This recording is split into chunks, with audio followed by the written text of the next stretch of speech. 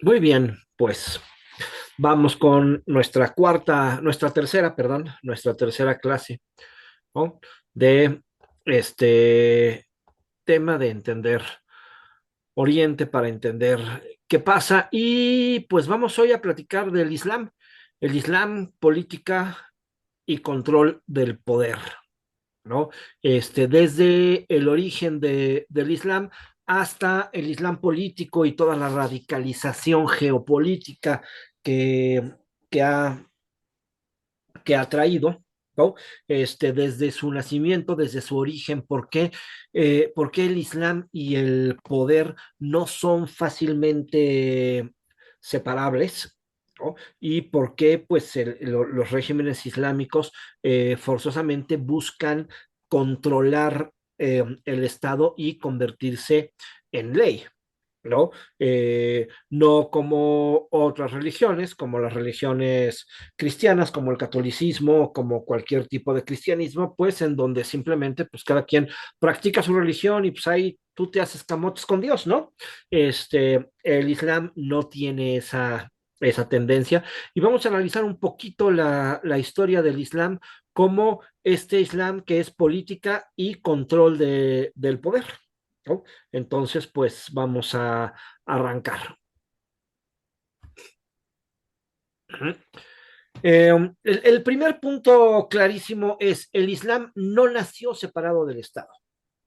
Sí, eso es lo primero que tenemos que entender para entender pues todo lo que viene después, para poder entender Irán, para poder entender Arabia Saudita, para poder entender Afganistán, para poder entender a Hamas, para poder entender el discurso y la necesidad de el califato, que el Islam nunca nació separado del poder. El Islam nació en el poder, nació siendo parte del poder, ¿no?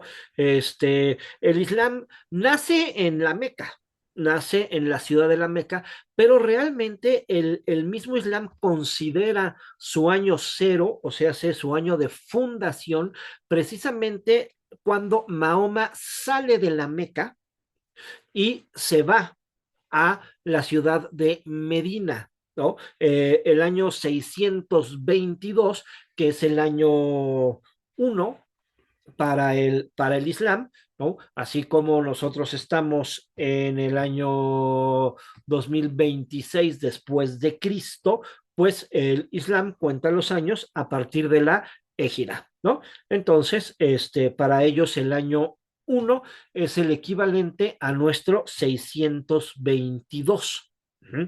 Este, ¿Qué pasó en ese momento? Sucedió la égira. La égira es el momento en el que Mahoma se va de la Meca rumbo a Medina. Se fijan, no se empieza a contar con el nacimiento de Mahoma, no se empieza a contar con las prédicas de Mahoma, se empieza a contar en el momento en el que Mahoma abandonó la Meca. Y este es el punto interesante. ¿Por qué? Porque en Medina, Mahoma ya no es un predicador incómodo, ya no es un reformador religioso, ya es gobierno. En Medina, Mahoma no solamente predica, sino que verdaderamente logra gobernar. En la Meca, Mahoma era un predicador incómodo, era un predicador que hablaba de un solo Dios en una ciudad que vivía del comercio y de un comercio que estaba basado en un politeísmo, ¿no? En la Meca, en la Cava, pues, donde estaban todos los ídolos de las diferentes tribus y demás, ¿no? Por eso Mahoma en la Meca estorbaba. Pero cuando Mahoma llega a Medina, primero se convierte en mediador entre una serie de grupos que está en conflicto y finalmente se convierte en gobierno. Y eso es fundamental. El Islam nace con un Mahoma gobernante, con un Mahoma que dirige la comunidad, que administra justicia, que organiza la defensa militar, que firma acuerdos, que regula la vida social y que establece normas legales. Entonces, en el Islam, religión y poder nacen juntos. ¿Sí? Queda claro que el cristianismo ha compartido el poder en muchas ocasiones, desde luego, y tuvo su época de poder, ¿no? Y luego se tuvo que pelear por la separación de la iglesia y del Estado y todas estas cosas, pero Jesús no gobernó nunca, ¿no? El cristianismo nace perseguido, nace marginal, ¿no? Y el poder político llega muchos siglos después, llega ya con Constantino, ¿no? Este, ¿Sí? Y Constantino, bueno, ya empieza a establecer otro tipo de cosas y desde luego después llegará el medievo con la caída de Roma y en el medievo el cristianismo tomará un control muy importante dentro del poder, lo que sea. Pero la realidad es que pues el cristianismo, o sea, no nació un Cristo que gobernara nunca, ¿no? Y el Islam, sí, en el Islam su fundador ya es un jefe político. Ese es un cambio muy importante. Para el Islam, el poder es parte pues es parte del Islam, ¿no? Este, la revelación, los escritos de Mahoma no hablan solo de moral individual, realmente hablan de organización social, hablan de guerra, hablan de impuestos, hablan de herencias y hablan de derecho. O sea que en realidad, desde su nacimiento, la religión trae incorporado claramente un modelo de sociedad. El Islam se fundó desde el poder.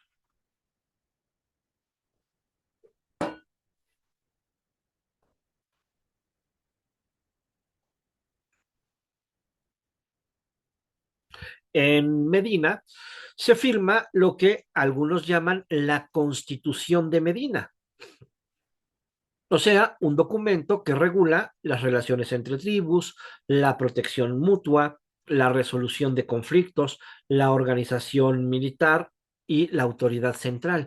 Y esa autoridad claramente es Mahoma. ¿Sí?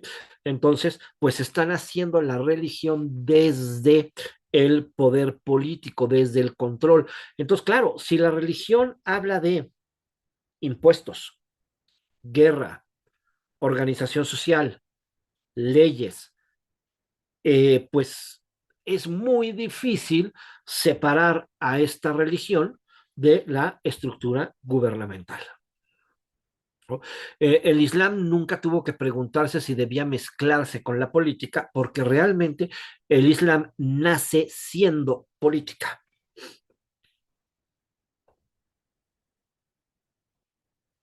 Cuando Mahoma muere en el año 632, pues hay un problema religioso y hay un problema político claramente, ¿no?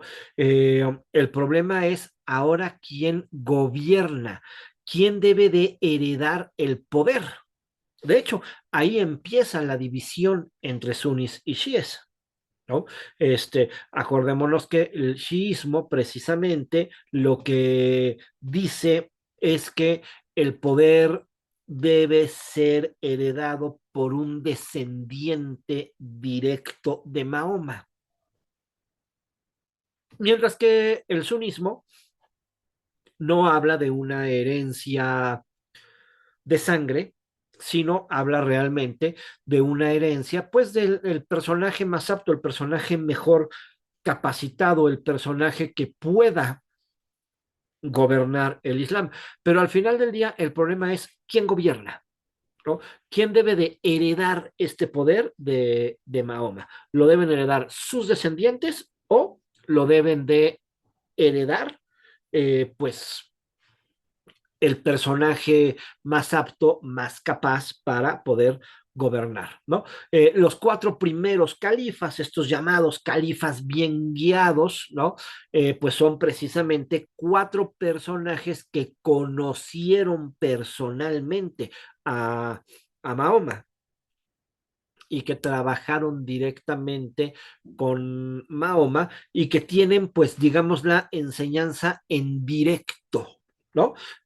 Sin estar filtrada ya por escritos o por brechas generacionales o No, pues por años y por tiempo, obviamente, ¿no? Entonces, por eso estos son los cuatro califas bien guiados, son los que tuvieron el acceso directo al profeta y son por ende los que, pues en teoría, digamos, entienden perfectamente cuál era el mensaje de Mahoma y cómo era que Mahoma quería organizar el mundo, ¿verdad?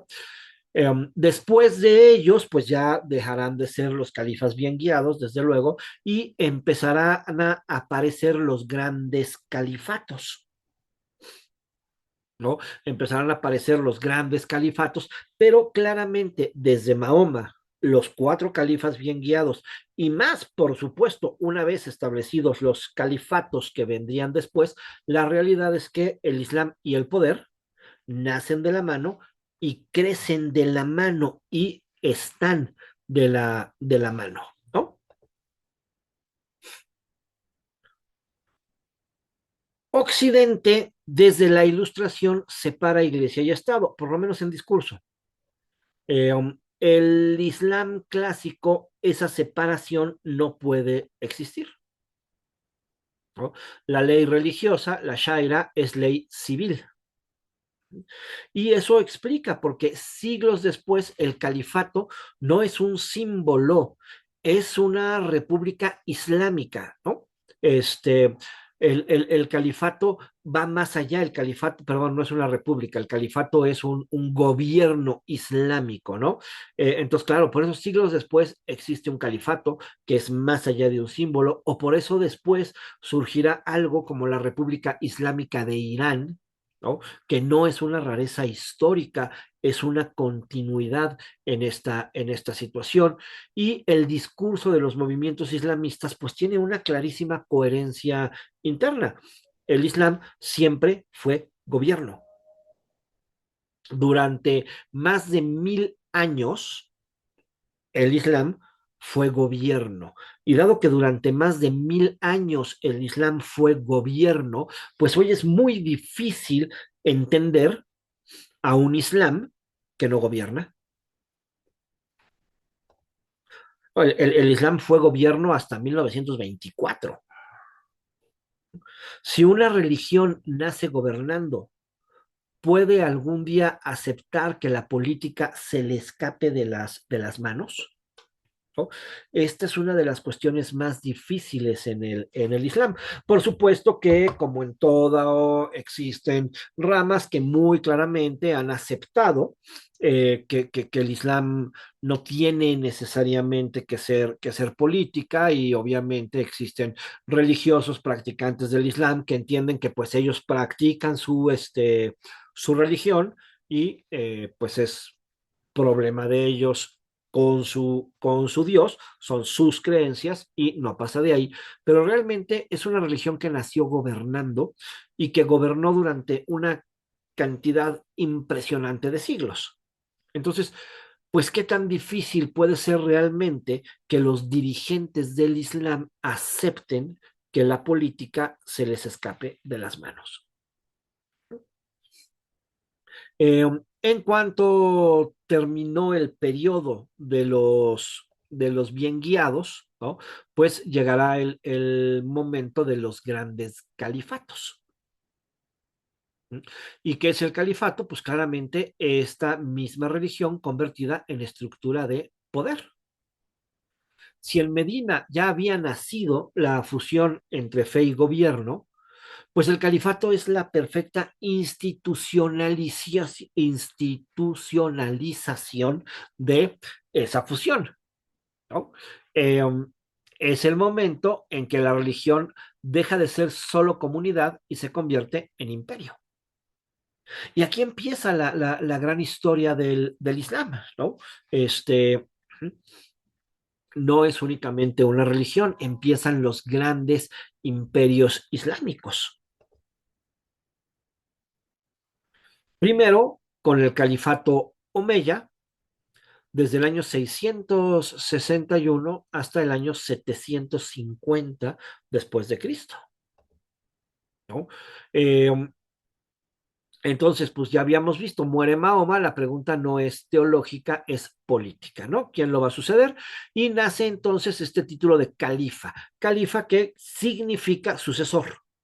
El califa es el sucesor de Mahoma, pero no el sucesor en las cuestiones de religión, el sucesor en las cuestiones de religión y de gobierno. El califa dirige la fe y gobierna el Estado. Los omeyas serán los primeros en convertir el Islam en imperio territorial, eh, con su capital en Damasco, con una expansión impresionante. En muy poquitos años se expanden por el norte de África, Persia y Asia Central y llegan hasta la península ibérica en el año 711. O sea, en menos de un siglo, el Islam llega de Arabia a España, ¿no? Conquistando un imperio de impresionantes dimensiones.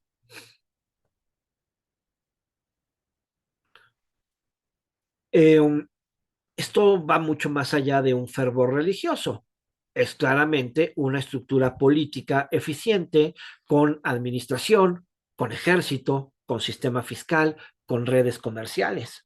De hecho, durante una época muy grande de la humanidad, el Islam significó cultura, modernización, este, ¿no? En el siglo VIII, el mundo islámico era mucho más organizado, mucho mejor estructurado, mucho más impresionante que una muy buena parte de Europa, ¿no?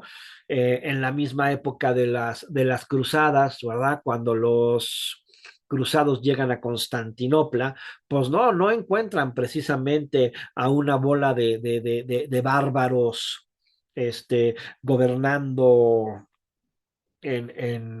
gobernando un paisillo ahí, ¿no? Encuentran claramente un imperio impresionante, una capital impresionante,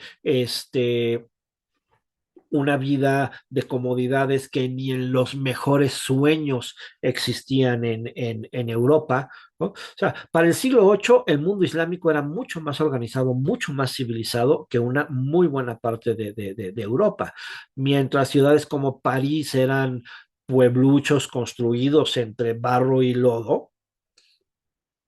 Bagdad era una capital impresionante, con avances científicos increíbles, ¿no? Y con una estructura perfectamente bien armada. Entonces, este Islam nace gobierno y luego llega el califato y el califato lo convierte en imperio.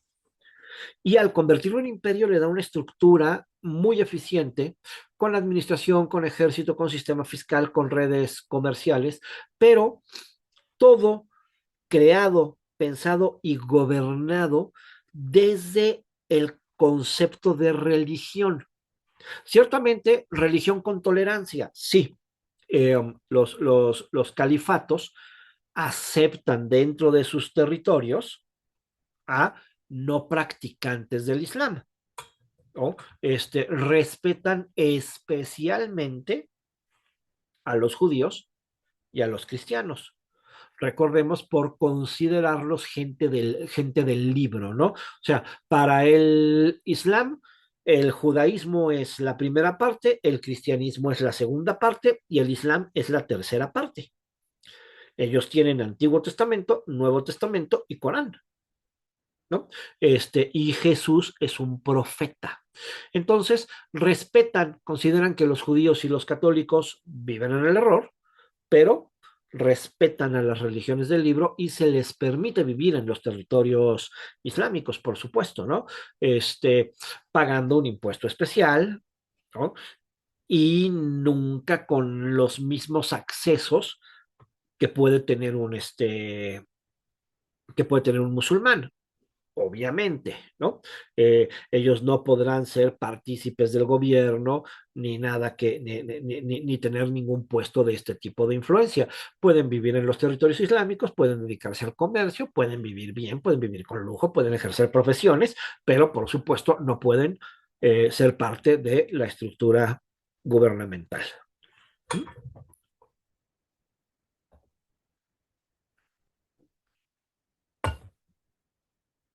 Después del califato abasí, perdón, después del califato omeya, viene el califato abasí, que todavía extiende un gran imperio islámico desde el año 750 hasta el año 1258. Los abasís trasladan la capital a Bagdad, ¿no? Y en Bagdad empieza la verdadera edad de oro islámica, ¿no? Empiezan a desarrollar matemáticas, astronomía, medicina, filosofía, construyen una ciudad increíble, viven con comodidad y lujo. ¿No? Y pues sí, mientras Europa está fragmentada en feudos, Bagdad es un centro intelectual global,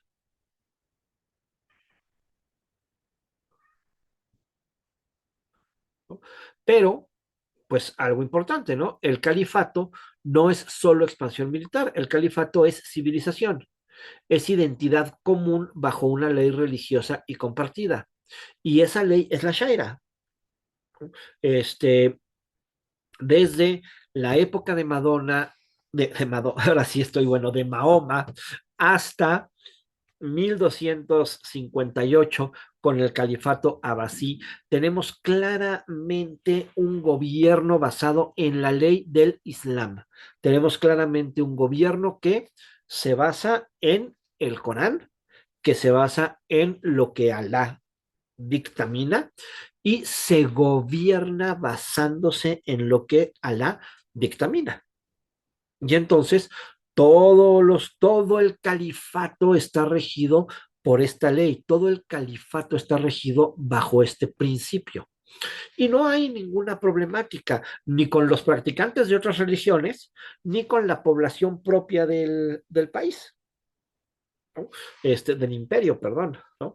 Así se entiende, así se vive, así se acepta y así pasan y pasan y pasan siglos.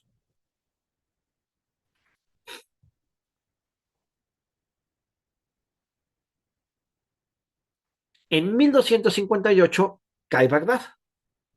Los mongoles toman Bagdad, destruyen la ciudad, ejecutan al califa y viene un trauma histórico brutal, ¿no? Pues como si destruyeran Roma, como si destruyeran Jerusalén, como si hubiera una catástrofe de este tipo, ¿no? Y pues sí, viene un trauma histórico para el Islam, ¿no? Para el mundo islámico, pues fue una catástrofe tremenda. Y a partir de ahí, el poder se fragmenta. Pero aunque el poder se fragmenta, aparecen varios imperios regionales, ¿no? Este, desde la India, desde el imperio, los otomanos, los safávidas, los mogoles, pero aunque se empieza a fragmentar este poder, la idea del califa permanece. De hecho, si se acuerdan, cuando se crea el sultanato de Egipto, los mismos, el mismo sultán de Egipto busca a un omeya para convertirlo en califa. Y aunque existen a partir de ese momento el sultán y el califa como dos figuras diferentes, uno gobierna el Estado, el otro gobierna la religión, pero realmente se legitiman mutuamente el uno al otro. No puede haber gobierno sin califa. El califa dictamina la religión, dictamina la shaira, dictamina cómo se debe de vivir, cómo se debe de pensar, dictamina lo que cree el Islam, está pendiente pues sí, de los cambios en el mundo y de la adaptación a la religión, ojo, no de la adaptación de la religión, de la adaptación a la religión no se adapta, ¿no? Este, pero entonces, ¿cómo incorporamos los cambios a el Islam? Y ahí está el califa haciendo su chamba, claramente, ¿sí? Pero el califa legitima al sultán y el sultán legitima al califa. Al final del día, sí, ok, son dos personas, pero son dos personas que siguen cuidando el gobierno islámico. Y por supuesto, después los otomanos, cuando se vuelvan imperio, volverán a unir claramente la imagen de sultán y califa. De forma que después el sultán otomano nuevamente será el califa. Y aunque pueden existir otros sultanes, no pueden existir otros califas. ¿Sí? O sea, puede haber diferentes reinos islámicos, diferentes sultanatos islámicos gobernando, pero el califa es un personaje único. ¿Sí? Sí, hubo momentos en los que existieron dos califas, pero en el momento en el que existen dos califas, eso implica una confrontación entre dos estados islámicos, igual que solo puede haber un papa. Y en momentos de la historia ha habido hasta tres, ¿no? Pero en el momento en el que hay más de un papa, eso implica una confrontación en el mundo religioso. La historia de la iglesia después simplemente decide, ah, el bueno era este, y pues al otro entonces se le da el título de antipapa, ¿no? Ajá, pero pues es esta misma confrontación. Entonces, tenemos a Mahoma, tenemos a dos califatos, luego tenemos una fragmentación del Islam, después tenemos nuevamente un gran imperio islámico y en realidad todo este tiempo hay una unión clarísima entre gobierno y religión. No existe para el Islam una separación de gobierno y religión. Siempre hay una unión de gobierno y religión.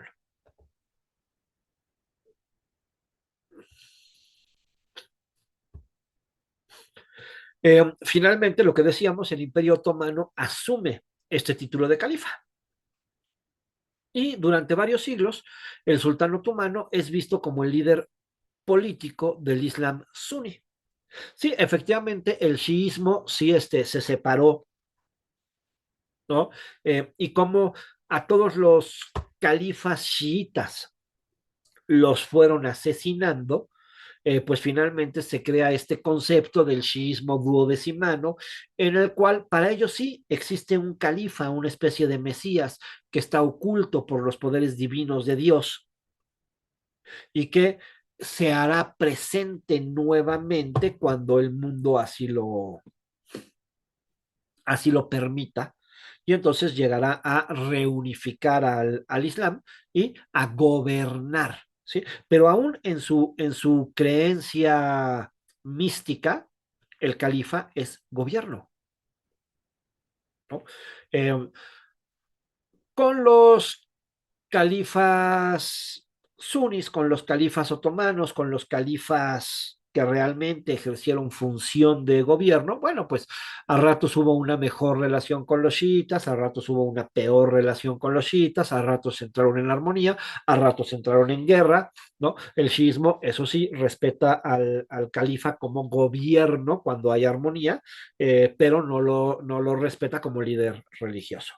Pero el sunismo es el 85% del Islam. El shiismo es una pequeña parte del Islam, ¿no? Entonces, lo que vamos viendo es que a lo largo de la historia, desde Mahoma hasta el siglo XX, la figura de califa es gobierno y el Islam dictamina la ley en su territorio.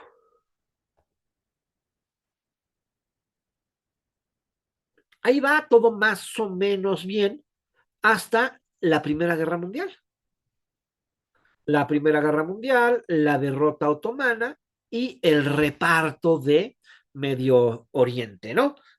Cuando precisamente nos empiezan a trazar estas fronteras que siempre hemos dicho que son claramente una problemática terrible porque están trazadas con lápiz, porque alguien dijo de aquí para acá es un país y de acá para acá es otro país. ¿Por qué? Porque de aquí para acá decidimos que los ingleses nos vamos a repartir este pastel y de este lado les damos chance a los franceses de repartirse el pastel, ¿no? Entonces, bueno, con estas fronteras ficticias, el reparto de Medio Oriente y finalmente en 1924, Mustafa Kemal Atatürk, que elimina oficialmente el califato. Ataturk pretende, el califa obviamente vivía en Estambul, gobernaba desde Turquía, ¿no? Y finalmente Mustafa pretende modernizar el Estado, crea Turquía como país, o sea, Turquía era un pedacito del imperio otomano, ¿no? Pero bueno, Ataturk crea Turquía como país y lo crea ya con el concepto de un país moderno, ¿no? Y un país en el que pues hay una separación clara de iglesia y Estado y por ende el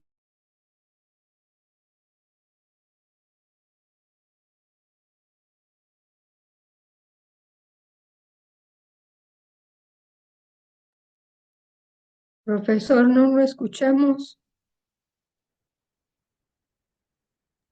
Sí, ya no se oye nada. Prof, ¿qué pasó?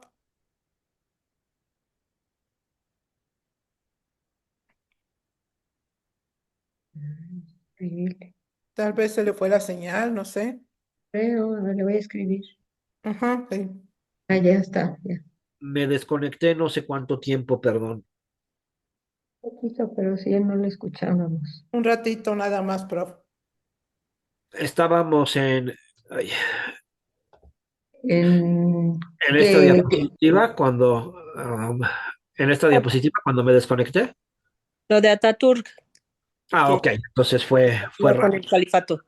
No fue tan grave, fue una salida cortita. Ok, o sea, sé que entonces estábamos en que pues Ataturk abole finalmente el califato, ¿no? Y pues esto crea un trauma porque pues, son 1000 años de historia continua, ¿no?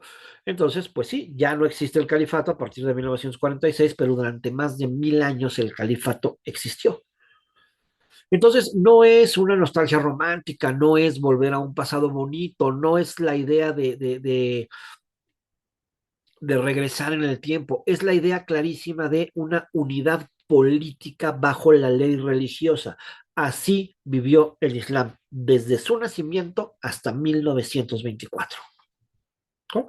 En una unidad política bajo una ley religiosa.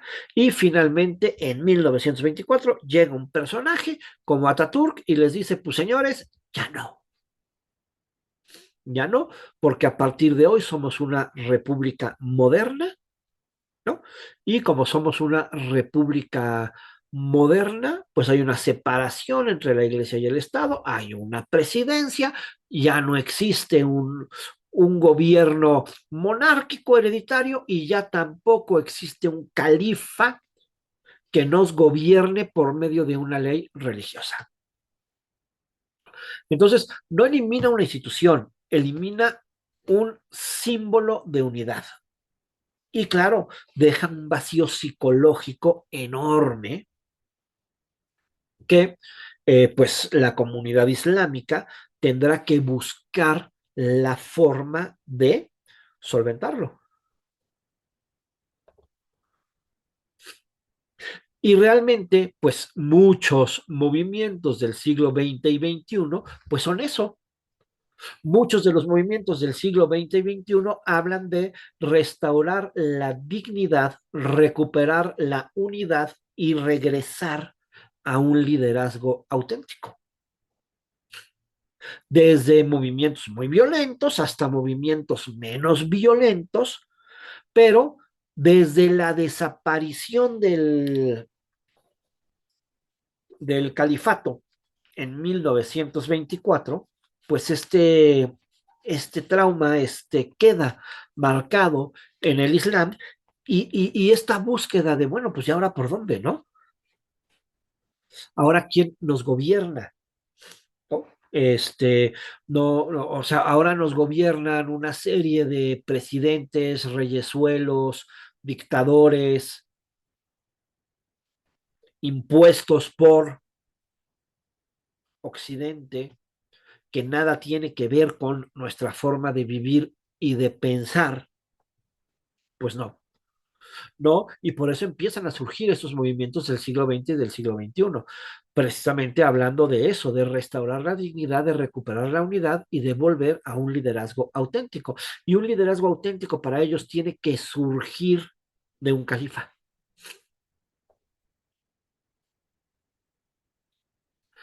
Estos personajes no están inventando algo nuevo, están apelando a una memoria histórica y a una memoria histórica muy reciente. Tampoco están apelando a una memoria histórica de hace 5.000 años,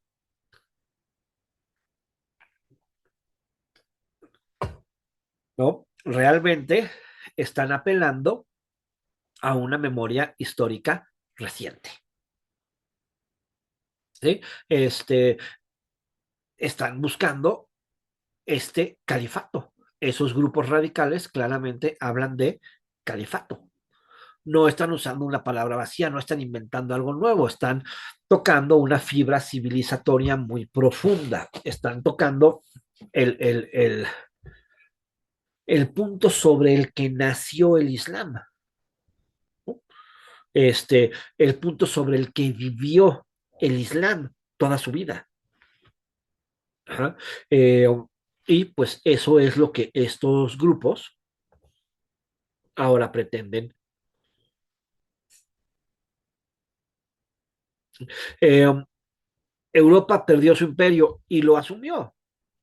El mundo islámico perdió el califato y realmente lo superó en algún momento.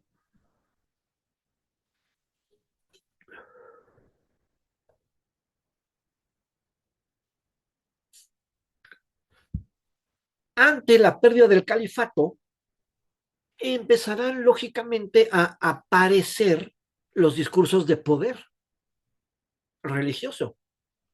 Empezarán lógicamente a aparecer estas conceptualizaciones en donde gobierno y religión tienen que ir juntos, tienen que existir juntos, puesto que así existieron a lo largo de toda la historia. Entonces, Arabia Saudita tampoco inventó algo nuevo,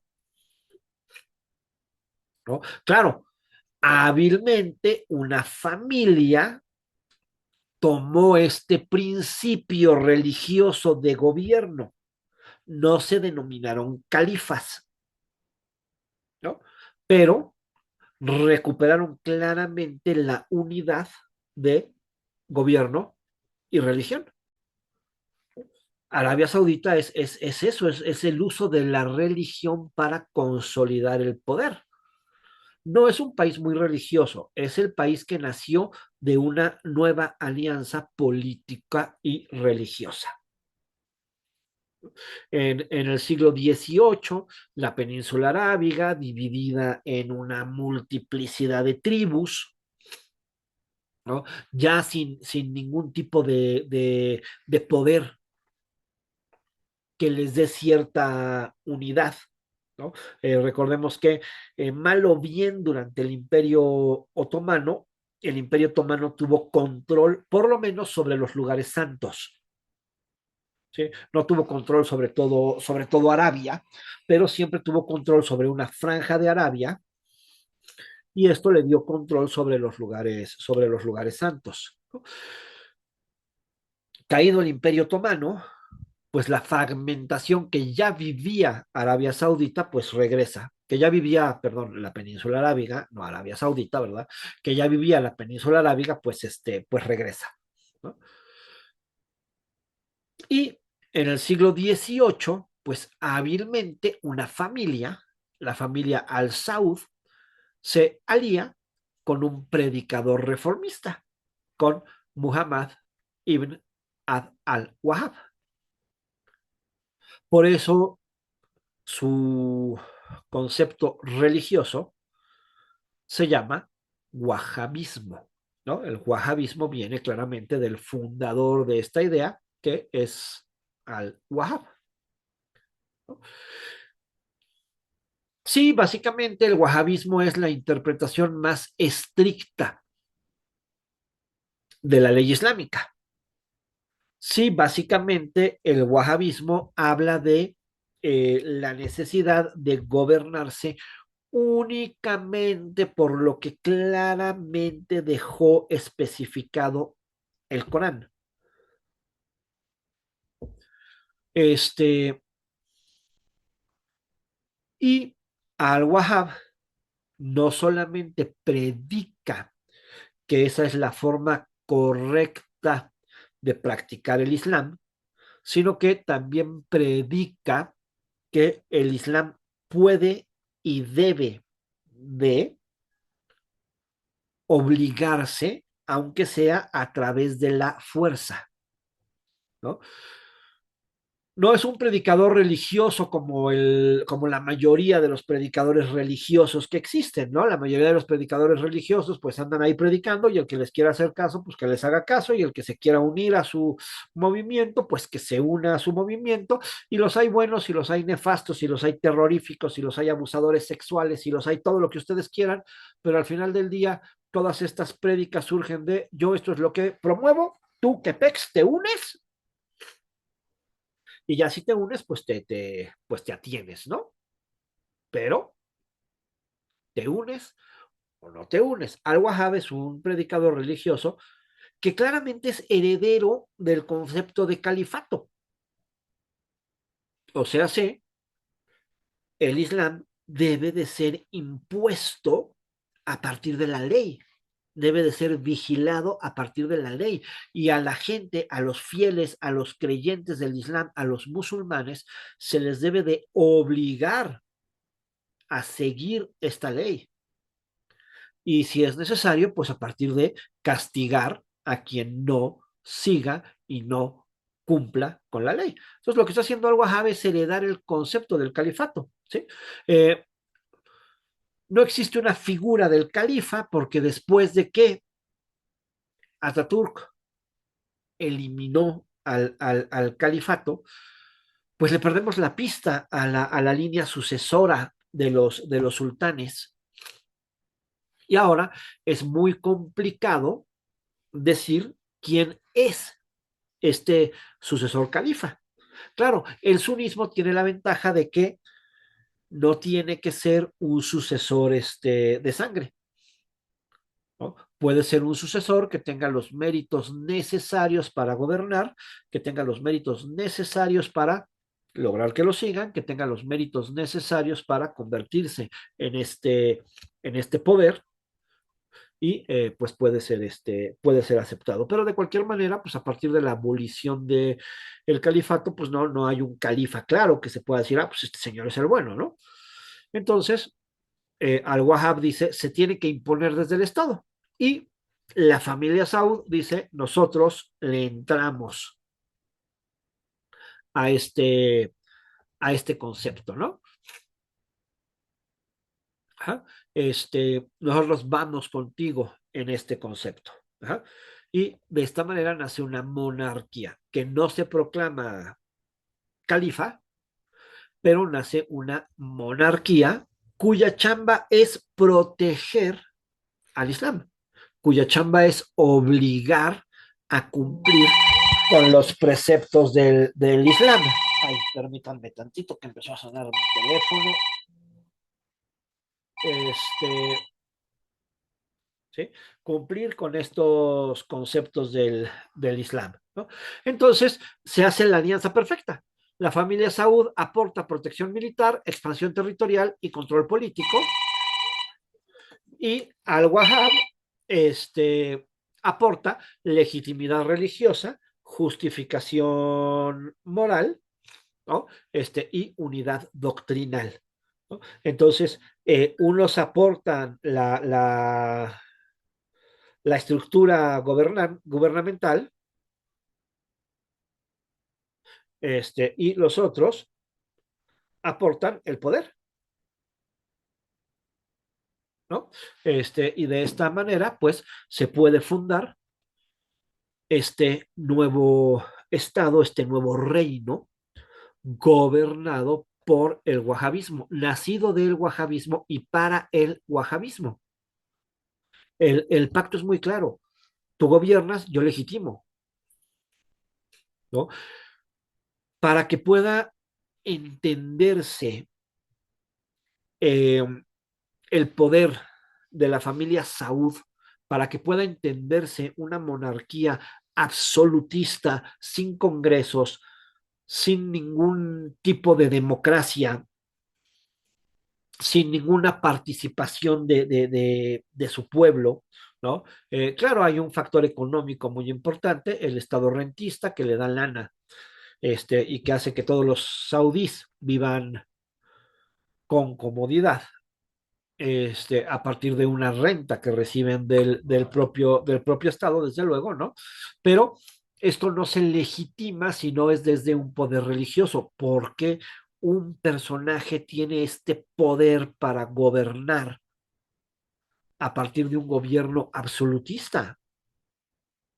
Ah, pues porque este personaje finalmente está cuidando la ley divina, trabaja para Alá, cuida que el Islam se cumpla como se debe de cumplir. Y esto legitima su poder, ¿no? Aquí la dificultad de la Arabia Saudita moderna, aquí la dificultad de esta visión 2030, ¿no?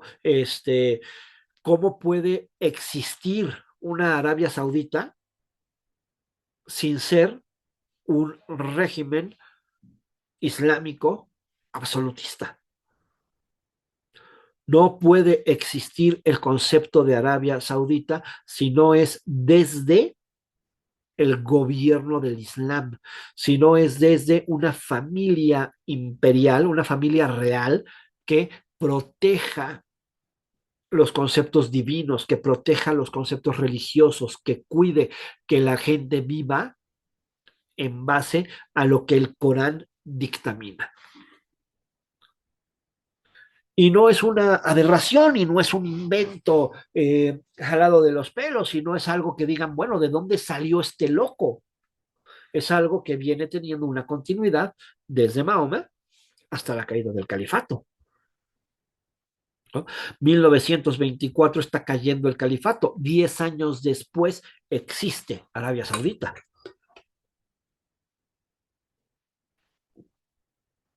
Y para su bendita suerte, con un fregadal de petróleo, ¿verdad? Entonces, claro, no es un Estado-nación clásico. No tiene fronteras históricas militares, no tiene una identidad étnica homogénea, mucho menos tiene instituciones republicanas, ¿no? Realmente lo único que une a los saudíes es el concepto religioso. Arabia Saudita no es un pueblo, ¿no? No podemos decir, bueno, todos los italianos hablaban italiano, tenían una serie de características similares, son claramente un pueblo, y los pueblos iguales tienden a la unificación, igual que los pueblos diferentes tienden a la desintegración. Si algo nos ha demostrado la historia del mundo es eso. Italia fragmentada se unificó. Grandes imperios se fragmentan. ¿Por qué?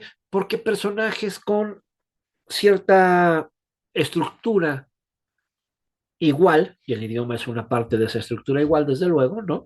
Este, tienden a unirse. Y personajes con una estructura mental diferente tienden a separarse. Esa ha sido la lógica de las naciones, siempre. Este, una Arabia Saudita no tiene esto, no tiene fronteras históricas militares, no tiene una identidad étnica homogénea. ¿Qué es lo que los une? Una religión, ¿no? Realmente tienen tribus, tienen clanes, tienen regiones históricamente diferentes, pero tienen una religión oficial. Todos practican el Islam y dentro del Islam la versión del wahabismo. Y el wahabismo funciona como este pegamento político. Sin ese marco religioso, el país tendería a fragmentarse en tribus.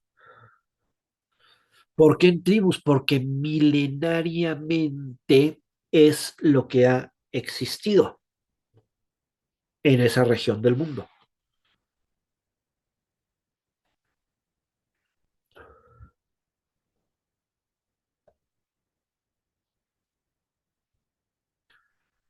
En 1938 se descubre petróleo.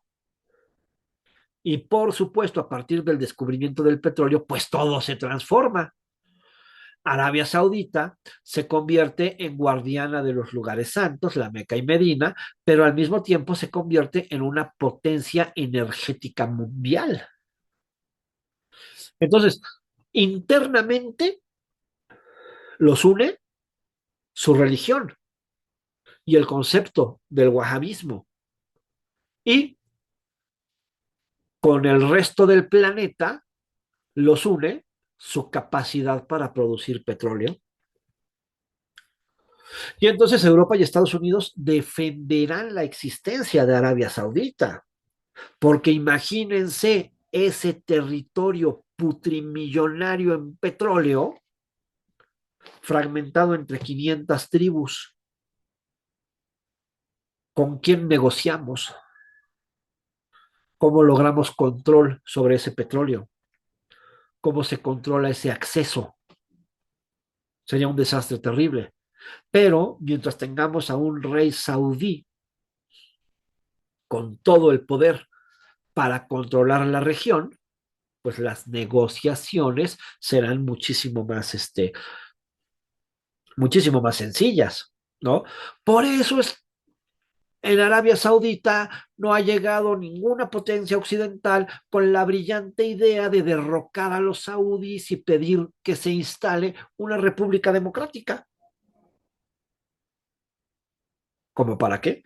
Qué peligroso. Y entonces aquí aparece la fórmula moderna clarísima, ¿no? Petróleo más legitimidad religiosa igual a estabilidad interna y peso global. El petróleo da dinero, la religión da obediencia y la combinación de todo esto da poder.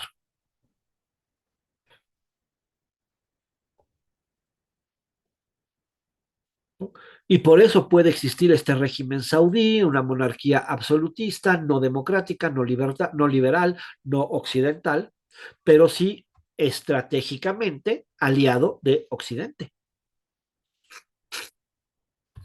Tanto Occidente entendió que llevarla bien con los saudíes era la garantía de tener acceso a este petróleo sin tratar de intervenir, sin tratar de imponer ideas propias ni nada de esto, como los saudíes entendieron que llevar la fiesta en paz con Occidente implica mantener este control y mantener este poder. Por eso el discurso es ambiguo, por eso hay una política pues compleja, hipócrita le podríamos llamar tal vez, ¿no? En la que pues el Islam que considera a Occidente como decadencia pura, puede llevar una excelente relación con Europa y Estados Unidos, ¿no? Y Europa y Estados Unidos que se consideran eh, la sociedad civilizatoria que tiene que llevar su civilización al mundo y hacerlo entender al planeta que la forma correcta de gobernarse es a través de la democracia, toleran perfectamente la monarquía islámica, ¿no? Por eso el señor Pelos de Zanahoria odia cualquier régimen islámico excepto Arabia Saudita. ¿Por qué? Pues porque controla petróleo y porque mantiene estabilidad en la región. No es que Arabia Saudita sea muy religiosa, es que necesita serlo para mantener la unidad. ¿no? Sin un Islam rígido wahabista, Arabia Saudita no tiene razón de existir.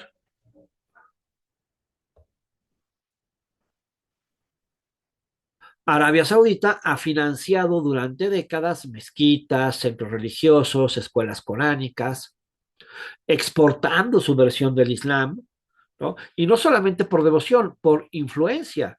Realmente es religión convertida en política exterior.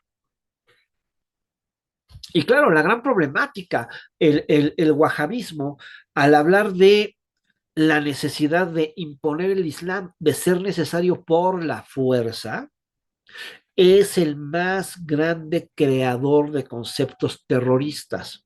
O sea, no es que Arabia Saudita sea un estado terrorista, no es que Arabia Saudita promueva el terrorismo, no es que Arabia Saudita inventó el terrorismo, es que el terrorismo se sustenta sobre la misma ideología que se sustenta Arabia Saudita. El terrorismo islámico, claro está, hay muchos tipos de terrorismo, ¿verdad? Pero el terrorismo islámico se sustenta sobre la misma ideología sobre la que se sustenta Arabia Saudita. Hay que imponer el Islam en su purismo máximo y de ser necesario por la fuerza.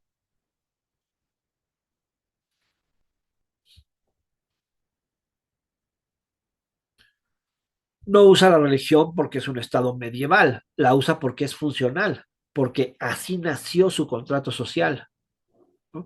Porque el día que ese contrato social se rompa, el equilibrio interno se va a complicar terriblemente. Si mañana Arabia Saudita se volviera un estado secular, ¿podría seguir siendo Arabia Saudita? ¿Podría existir una Arabia Saudita basado sobre un estado laico o sobre una monarquía constitucional? Yo creo que está difícil.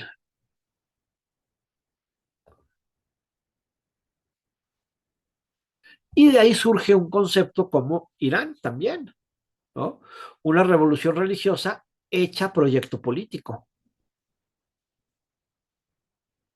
Irán no era un país teocrático, de hecho, los iraníes ni siquiera son árabes, son persas, pero el Islam sí era claramente la religión dominante en la región, ¿no? Irán perteneció al imperio otomano y adoptó el Islam como religión. Ahora, sí, en Irán dominó principalmente el Islam suní. No era un país teocrático, era todo lo contrario, ¿no? Era el gran experimento occidental en Medio Oriente. Pero en 1979 el régimen colapsa completamente, ¿no? El régimen que se había impuesto pues a través de una figura de los shahs, ¿no? Y que había llegado a este concepto de una modernización, pero es una modernización autoritaria.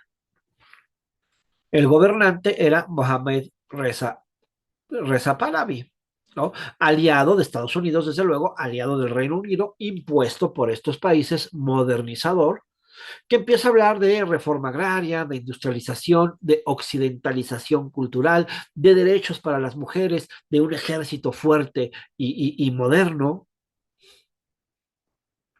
¿no? Pero desde un autoritarismo absoluto, reprimiendo cualquier tipo de oposición y dependiendo del respaldo estadounidense. Y este es el error clásico occidental en todas las regiones islámicas. Occidente cree que modernizar es suficiente para legitimar.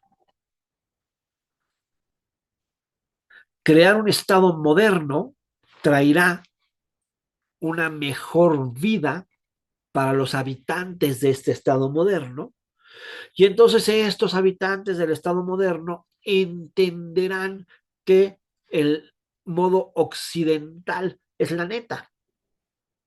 El problema es que ni la modernización trae beneficio para todos, ni existe este tipo de convencimiento. Modernizar no es suficiente para legitimar.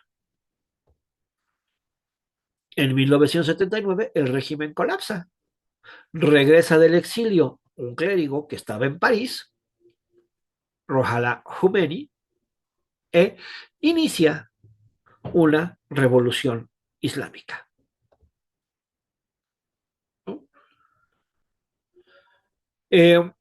Mezcla una serie de conceptos interesantes, desde luego, ¿no? La revolución no fue solamente religiosa, mezcla conceptos nacionalistas, antiimperialistas, antimonárquicos, sociales, con la religión, ¿no? Y quien termina capitalizando el movimiento es el clero chiita. ¿Ah? Por eso nace un concepto, este concepto extraño de república islámica. Irán no está gobernado por un monarca. Irán tiene una constitución. Irán tiene una democracia.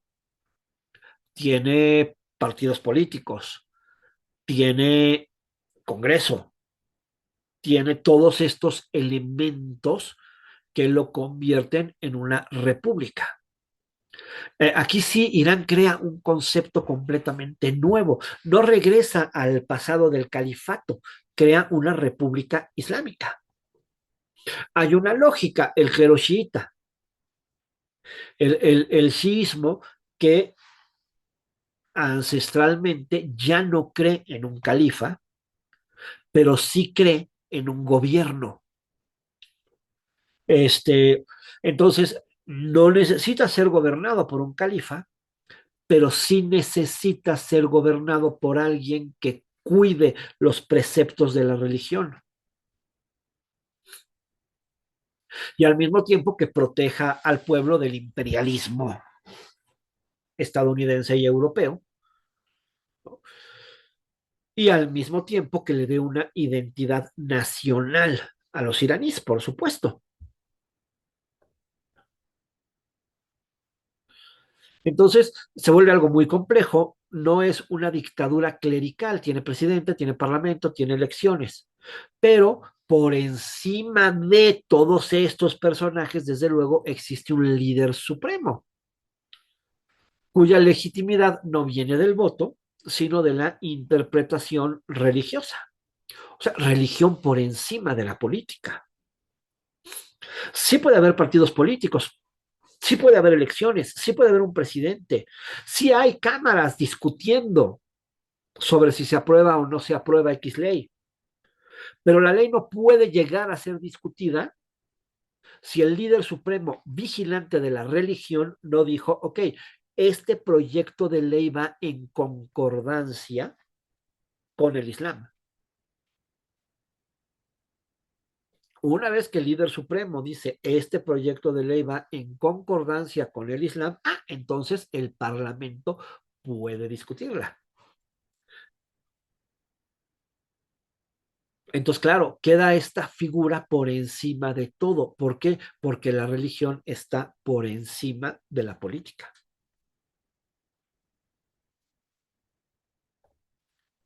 Y esto trae a su vez, pues, matrimonios muy complejos, ¿verdad?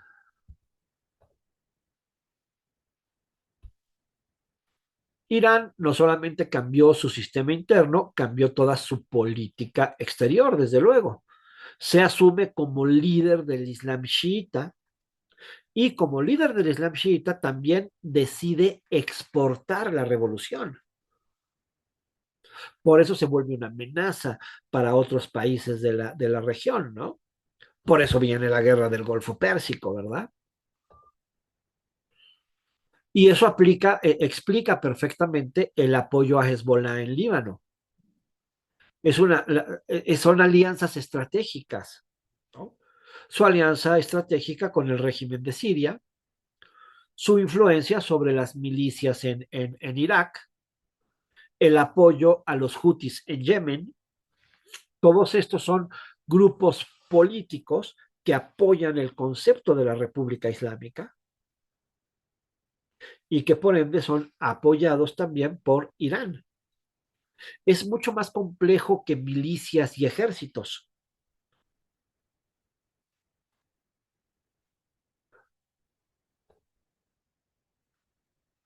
¿no?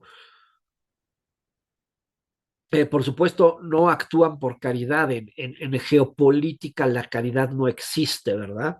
No, no es que Irán quiera ayudar a Palestina porque dice pobrecitos palestinos. No es caridad, es geopolítica, es ideología, ¿no?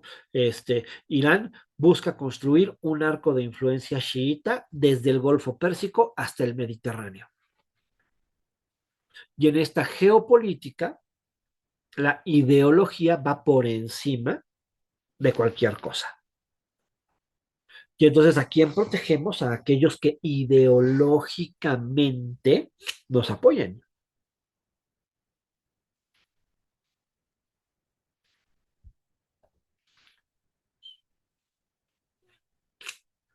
No es un país, es una idea, ¿no? En Irán, la idea que pretende imponerse es la idea de que la religión puede gobernar un Estado moderno, un Estado democrático, con elecciones, con presidente, con cámaras, ¿no? Pero teocrático.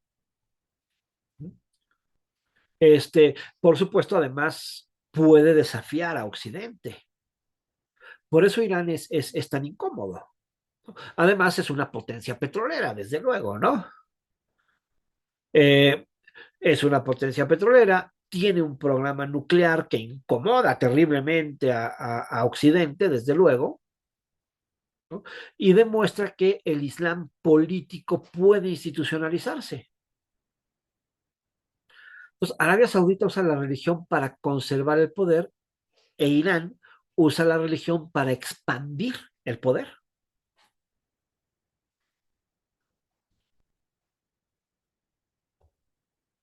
Y nos aparece aquí en la ecuación Turquía.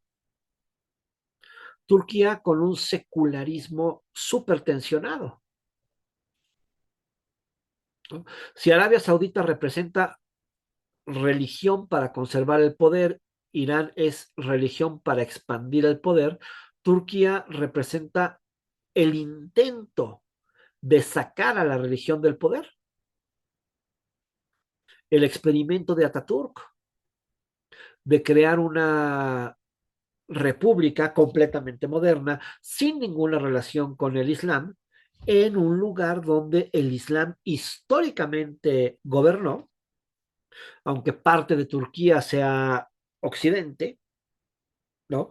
En un país donde históricamente el Islam gobernó y pretende ahí, sobre la misma base, sobre lo que fue la capital propia del Imperio Otomano, crear un Estado moderno. Y pareció que quería funcionar, ¿no?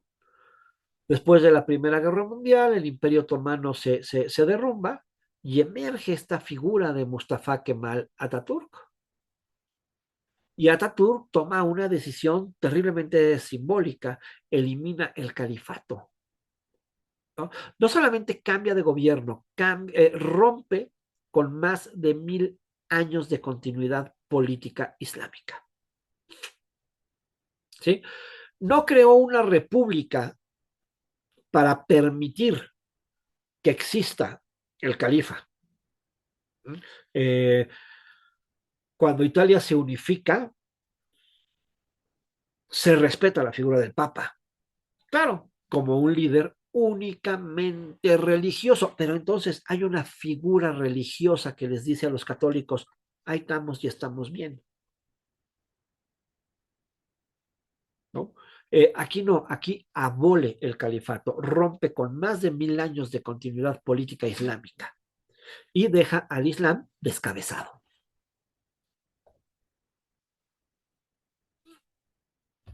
Impone un Estado laico, un código civil europeo, el alfabeto latino, la prohibición del fez, el gorrito, ¿no? La separación formal entre religión y política, un ejército como guardián del secularismo. y Turquía se convierte en la vitrina musulmana de Occidente, en un intento de occidentalizar al Islam.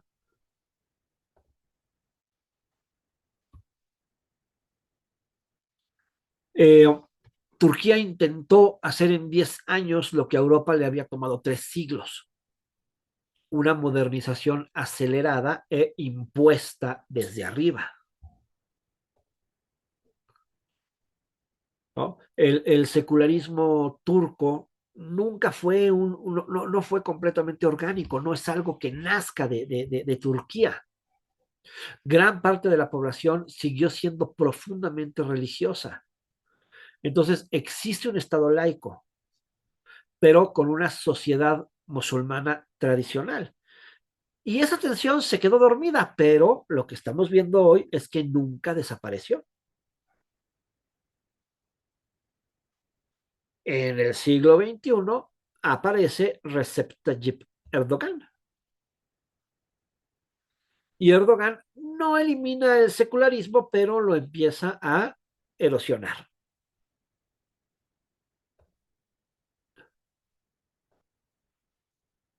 Revalora los símbolos religiosos, devuelve Santa Sofía a mezquita. Santa Sofía había dejado de ser mezquita para convertirse en museo. Empieza a reforzar el discurso islámico, reduce el ejército, reduce, perdón, el poder del ejército laico, ¿no? No es una revolución como la revolución de Irán, pero claramente es una reislamización gradual. Otra, Turquía es el laboratorio más interesante porque nos demuestra algo bastante incómodo. No basta con decretar el secularismo. La identidad religiosa no desaparece por ley. Y Turquía formaba parte de este mundo islámico gobernado por un califa, gobernado bajo la ley islámica. Y en 1924 se le impuso cambiar todo su sistema. Pero en el siglo XXI vemos que este sistema empieza a querer regresar, ¿no? Turquía es el experimento fallido de un Islam occidentalizado. No fracasó completamente, pero demuestra que la síntesis es inestable y demuestra que hay una necesidad muy fuerte de regresar a estos conceptos de religión y Estado. Hoy Turquía juega a dos bandas, desde luego, es miembro de la OTAN, dialoga con Rusia, apoya causas islámicas, busca liderazgo regional, no es completamente occidental, no es completamente islamista, es muy ambiguo. Si maneja bien esa ambigüedad, puede ser muy estratégico, porque puede crear un estado perfectamente híbrido entre estos dos mundos, ¿no? Pero pues la gran pregunta es, ¿qué tanto aguantará Turquía esta ambigüedad? ¿No? ¿Puede un país ser culturalmente islámico y políticamente secular sin una serie de tensiones permanentes? Turquía parecía que sí, pero lo que vemos es este regreso en el siglo XXI hacia claramente empezar a buscar una reislamización.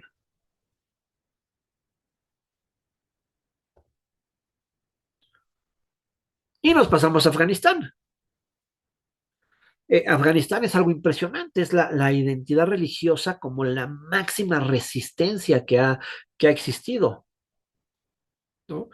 No es un accidente geográfico, es toda una frontera civilizatoria. Acordémonos que desde el siglo XVIII, cuando empieza este concepto de el gran juego, y tanto Estados Unidos como Inglaterra como Francia quieren apoderarse de esas regiones, ¿no? O la misma Rusia, quieren apoderarse de esas regiones y Afganistán se empieza a quedar como esta zona que hay que controlar porque es la zona de paso, ¿no? Que nadie conquista del todo formalmente, por lo menos durante una buena temporada, pero en la que todos quieren tener una influencia importante, ¿no? Este, y Afganistán resiste y resiste durante siglos. Ha resistido a los imperios. Y básicamente lo que ha hecho que Afganistán resista es su identidad religiosa. No ha podido ningún país permanecer en Islam, permanecer en Afganistán, perdón. Y el mismo problema, Afganistán no es una nación clásica. En realidad, Afganistán es una suma de tribus, clanes, regiones montañosas aisladas y lealtades locales. En general, un habitante de Afganistán no se identifica como afgano. Los habitantes de México nos identificamos como mexicanos y los habitantes de España, bueno, no todos, ¿verdad? Muchos se identifican como españoles. España tiene el problema de que algunos se identifican como catalanes, ¿verdad? En Afganistán la identidad no es yo soy afgano, es yo soy pastún, soy tayiko, soy hazara, soy uzbeco. Y otra vez, que les da una unidad a los pastunes, a los tayikos, a los házaras y a los uzbecos. Nuevamente, la religión. ¿Cómo se genera una cohesión frente a las invasiones? Ahí entra el Islam.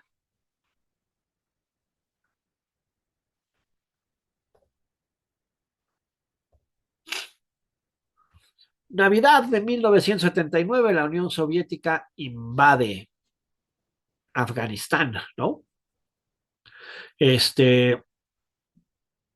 Inmediatamente aparece un discurso no nacionalista, un discurso religioso. Afganistán no defiende su Estado, defiende su fe.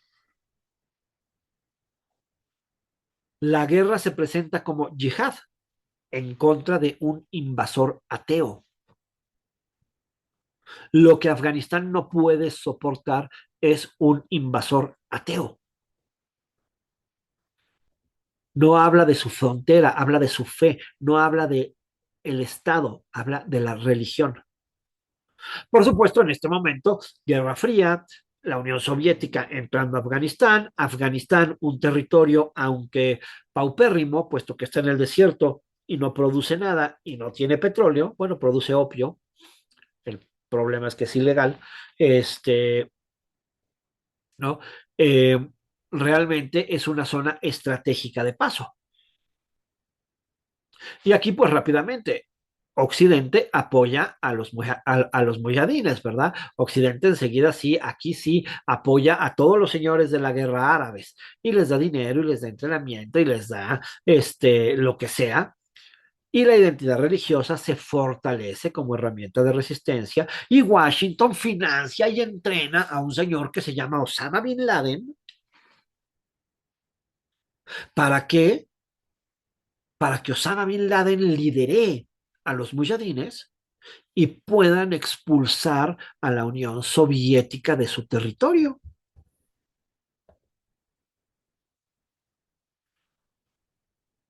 Pero después del 11 de septiembre, Estados Unidos decide que, no, pues ahora Afganistán es un peligro. Afganistán es un peligro porque desde ahí opera el mismo personaje al que Estados Unidos se entrenó para operar desde ahí. Nada más que ahora este personaje se promueve anti Estados Unidos y organiza, con dudas todavía al respecto, un ataque terrorista de enorme magnitud contra las Torres Gemelas. Y entonces Estados Unidos dice, oh no, hay que invadir Afganistán.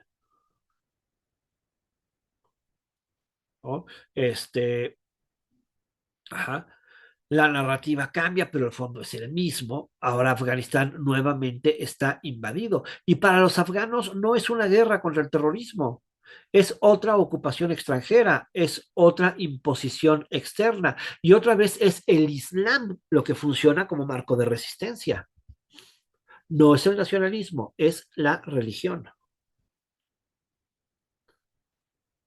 Por eso, en cuanto Estados Unidos se retira, el Islam toma el control. Realmente es la identidad, ¿no? La identidad afgana es el Islam. Eh, no tienen un Estado fuerte, no tienen instituciones consolidadas, no tienen una identidad nacional moderna. Entonces, la religión se convierte en la identidad política. Ese es su lenguaje común y ese es su pegamento cultural.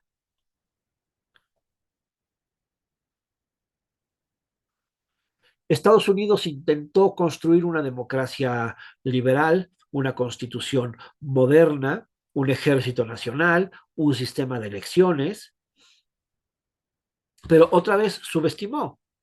La legitimidad tribal y religiosa era muchísimo más fuerte que eh, que cualquier institucionalización. En cuanto Estados Unidos se retira, el régimen colapsa en días. No porque no haya un ejército, porque no hay una legitimidad profunda, ¿no?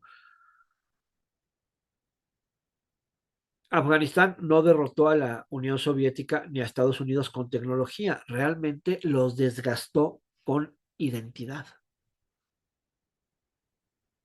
Y por eso el fracaso occidental en cualquier intento de dominio de estas zonas.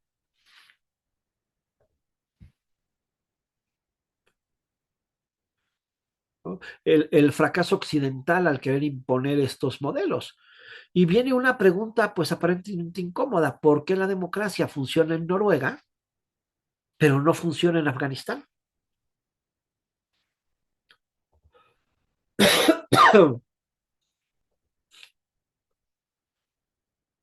Porque la estructura social es distinta, porque Noruega es un Estado-nación consolidado, con una identidad homogénea, con instituciones centralistas, con alta confianza social y con muy baja fragmentación tribal. Afganistán es una sociedad tribal, con lealtades locales, geografía fragmentada, historia de invasiones, desconfianza estructural hacia el poder central. La democracia necesita una base social, no se instala, no es un software.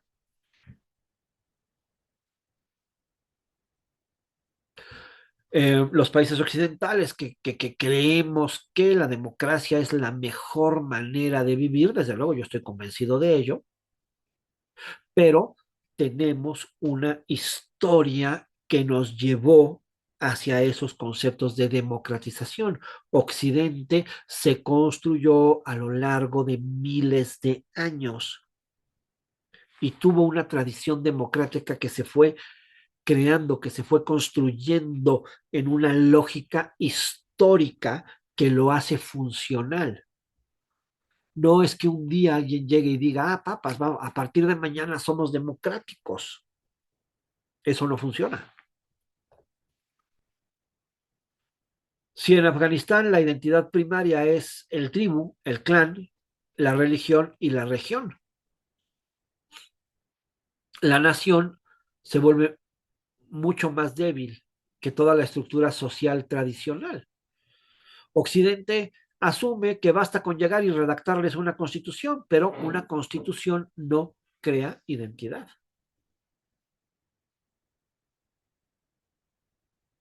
Realmente han sido historias diferentes, han sido desarrollos diferentes.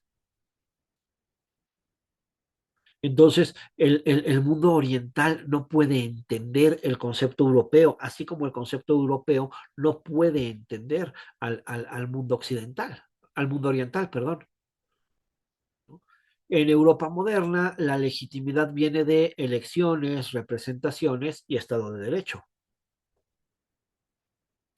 En las sociedades tradicionales orientales, la legitimidad viene de honor, religión, linaje y autoridad moral. No es válido el hecho de la gente quiere que este güey gobierne. Eso funciona en Occidente. Cuando Estados Unidos organiza elecciones en Afganistán, cree que está generando legitimidad, pero para la mayoría de los afganos, el líder legítimo no es el que gana más votos, es el que representa la tradición y la fe. ¿Por qué? Pues porque hay una diferencia histórica muy clara, ¿no? Occidente pretende exportar instituciones sin entender mentalidades. Piensa que las estructuras políticas son universales, pero las estructuras políticas nacen de conceptos históricos, no nacen de manuales, ¿no? Occidente se fundó sobre el logos y el etos griego con la moral judeocristiana,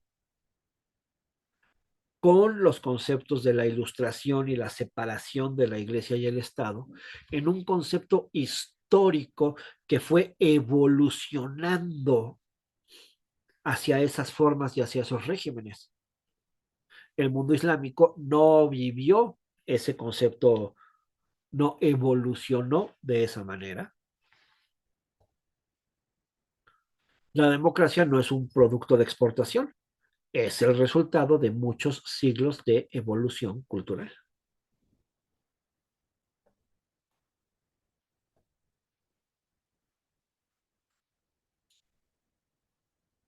¿no?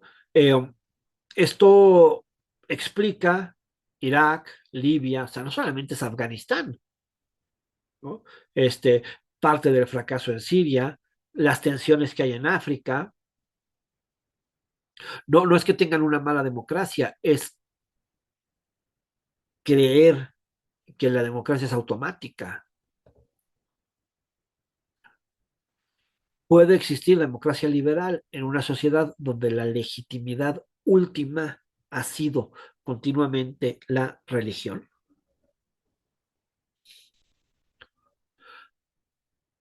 No ha funcionado, no se ha podido institucionalizar, no se ha logrado crear un concepto democrático en estas regiones porque no tienen una historia de democracia.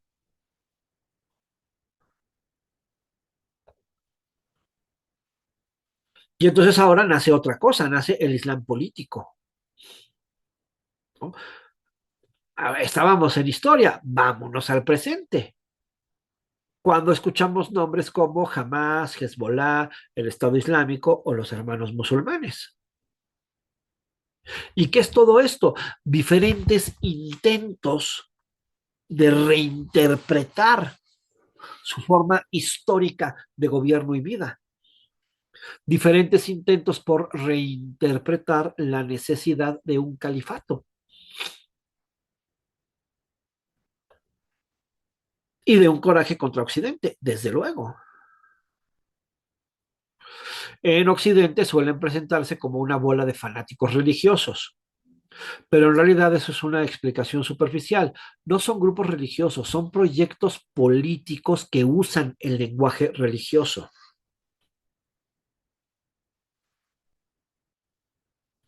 que nacen de una historia de gobierno religioso, que nacen de una historia de 1000 años de califato.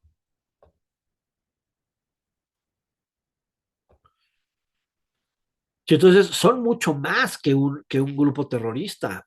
Jamás nace en el contexto palestino-israelí y es un movimiento nacionalista palestina y tiene estructura social, tiene escuelas, tiene hospitales, tiene un brazo armado y utiliza el Islam como marco de legitimidad, pero es un movimiento nacionalista. Su eje es territorial y político, gobierna Gaza, administra, recauda, negocia. No es religión, es poder, o no es solo religión, es religión y poder.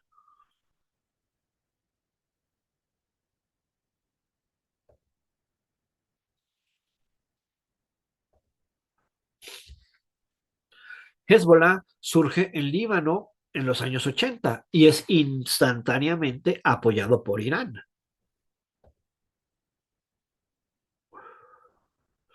Es partido político, es milicia armada, es actor parlamentario, participa en las elecciones. Es mucho más que un grupo terrorista. Es mucho más que una milicia. Tiene diputados, tiene ejército propio. Es islam político institucionalizado dentro de un estado débil. Pues la politización del islam.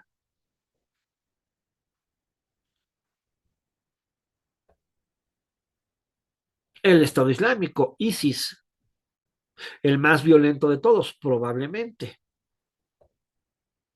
¿no? Su discurso es mucho más radical. ¿Y qué hizo? Proclamar un califato en el año 2014, ¿no? Que buscaba reemplazar el sistema internacional. De hecho, la bandera del Estado Islámico es eliminar las fronteras impuestas por Occidente. Y pues sí, es un grupo que promueve el terrorismo, es un grupo peligroso para nuestros conceptos y para nuestro modo de vida, pero algo es muy claro, las fronteras impuestas por Occidente existen. Y por eso puede llegar a un Estado Islámico y puede adquirir la fuerza que adquirió proclamando la existencia de un nuevo califato. Y liderado por un personaje que se hace llamar Abu Bakr, desde luego, ¿no? Que es nada más el nombre del califa que sucedió a Mahoma. Y de esta manera pretende promoverse como el nuevo califa.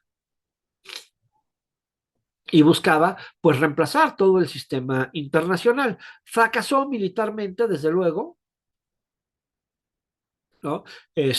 Su proyecto era de un estado territorial con una ley religiosa total y eliminar las fronteras coloniales, las fronteras occidentales, las fronteras impuestas.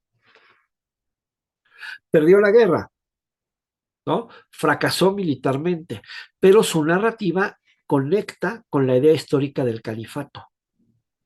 No era una locura improvisada, era una visión política muy extrema, pero con un fundamento histórico claro, que está ahí, está latente, no ha desaparecido, no va a desaparecer.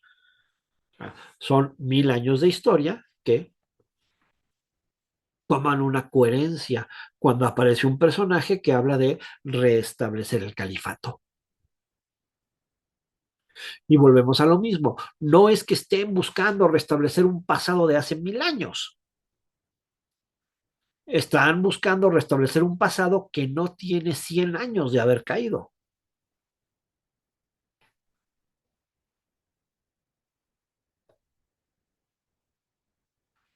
Y los hermanos musulmanes,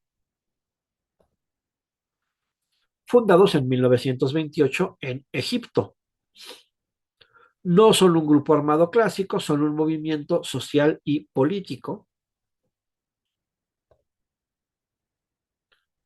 Su idea, islamizar gradualmente a la sociedad desde abajo, ¿sí? Regresar a estos conceptos de islamización, pero ir islamizando poco a poco, participar en elecciones.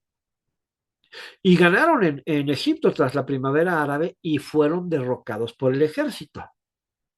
Entonces, aquí incluso hay un punto a favor de los hermanos musulmanes. Ellos intentaron llegar dentro del juego, intentaron jugar dentro del sistema, pero no se les toleró.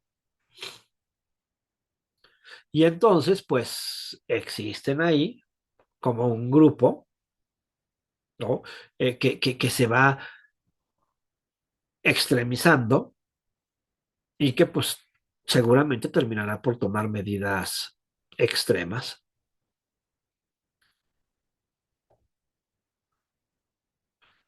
Todos estos grupos en realidad no son caricaturas medievales, son respuestas políticas a estados sumamente débiles, a fronteras artificiales, a humillaciones históricas, a intervenciones extranjeras, y usan el Islam porque es la identidad, porque es la legitimidad, porque es el lenguaje común de toda la región. Es mucho más fuerte el panislamismo que el panarabismo,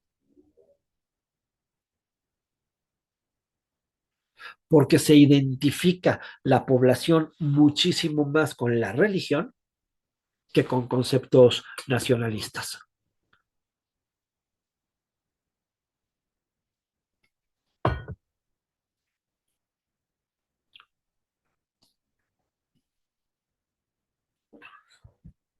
Pero realmente el fracaso occidental en todas esas regiones, pues viene de que no hay un concepto histórico que, que pueda generar democracia dentro de estos estados.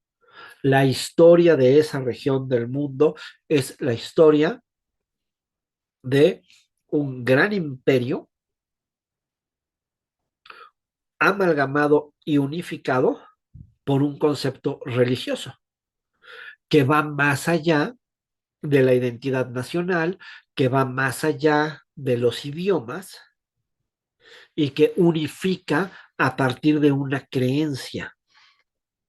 No cabe el concepto democrático, no cabe el concepto de laicismo.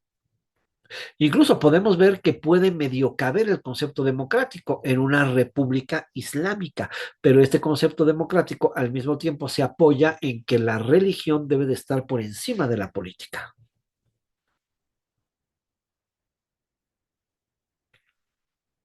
¿Qué nivel de felicidad produce este tipo de estado en su población? Pues realmente no lo vamos a saber. No lo vamos a saber porque finalmente nosotros lo seguiremos viendo con ojos occidentales. Y un lugar que obliga a la mujer a taparse y nada más dejarse ver los ojos es, en nuestro concepto, una aberración absoluta. Y claro, seguramente hay muchas mujeres en estos territorios islámicos que están en contra de este tipo de imposiciones. Pero no se puede cambiar hacia un concepto democrático impuesto. El Islam tiene que encontrar su identidad dentro de estos conceptos, dentro de estos mundos, ¿no? Y probablemente, bueno, pues Turquía es un experimento muy interesante, ¿no? En donde hay una reislamización en un gobierno laico, logrando ahí una concepción de varias ideas híbridas. Vamos a ver si duran y vamos a ver si se soportan, ¿no? Pero sí, el Islam tiene que encontrar su propia identidad. Esa identidad no puede ser impuesta por las potencias occidentales.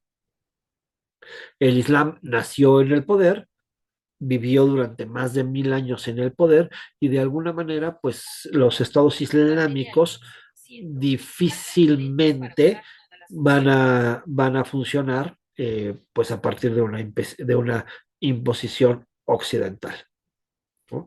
El Islam político que están haciendo hoy, ¿no? Pues no es un accidente, es la consecuencia de un vacío de poder después de la época colonial en las regiones, del fracaso de los modelos laicos en algunos de estos países y de sus crisis de identidad. Mientras exista este vacío, existirá el Islam político. No aparece donde hay estabilidad, aparece donde la legitimidad está en disputa. Y pues tiene un concepto que une con un concepto histórico, ¿no? Con diferentes niveles de ideologías democráticas, ¿no? Pero en todos, para ello, el Islam es el motor. La forma de gobierno proviene de la religión y religión y gobierno son inseparables. Esa es la gran complicación de las zonas islámicas. Esa es la gran complicación de Oriente Medio, ¿no? Cómo conseguir una evolución hacia un sistema político que respete plenamente su concepto religioso, no hacia un Estado laico, ¿no? Sino hacia un sistema político que respete plenamente su concepto religioso. Entonces, pues ahí está la dificultad para Oriente Medio, ¿no? El Islam nació siendo poder y durante 1000 años vivió siendo poder. Entonces, pues si nació siendo poder y vivió siendo poder, está muy difícil. Ay, se me perdieron, siguen ahí. Sí, profesor, aquí Ya. estamos. Sí, aquí Sí, no, estamos. se me perdieron de la pantalla, algo cerré y cerré mal, pero bueno, aquí seguimos todos. Bueno, entonces decíamos, pues este concepto, pues para ellos el concepto de democracia occidental claramente no funciona y claramente no va a funcionar, ¿no? Y pues hasta aquí llegamos el día de hoy. Muchas gracias, profesor. Muchas gracias. Muchas gracias, muy interesante todo lo que nos platicó esta clase, Ay, sí. ¿verdad? Gracias, Exactamente. profesor. Muchas Gracias, gracias. nos Tardes a vemos. todos. Que estén muy Gracias. bien, hasta luego. Igualmente que estén todos bien.